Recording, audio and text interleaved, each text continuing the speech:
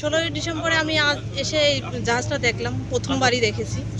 এখান থেকে আমাদের তো যুদ্ধে জাহাজ আজকের দিনে দেখেও আমাদের খুব ভালো লেগেছে। আমাদের প্রায় 10-12 জন আসছে এখানে।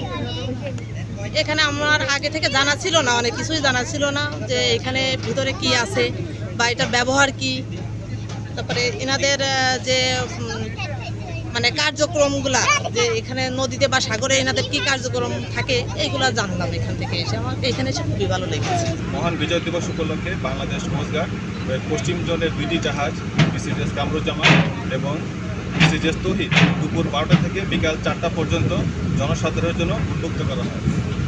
এ সময় দেশের বিভিন্ন শ্রেণীর মানুষ এসে জাহাজগুলো পরিদর্শন করে এবং কোস্টগার্ডের সক্ষমতা, আধুনিকায়ন ও সমুদ্র নিরাপত্তার ভূমিকা সম্পর্কে প্রত্যক্ষ ধারণা লাভ করে। জাহাজে দায়িত্বরত কোস্টগার্ড সদস্যগণ পরিদর্শনে আগত দর্শনার্থীদের জাহাজ পরিদর্শনে সহায়তা করে এবং জাহাজের সক্ষমতা ও অপারেশনাল কর্মকাণ্ড সম্পর্কে ধারণা প্রদান করে।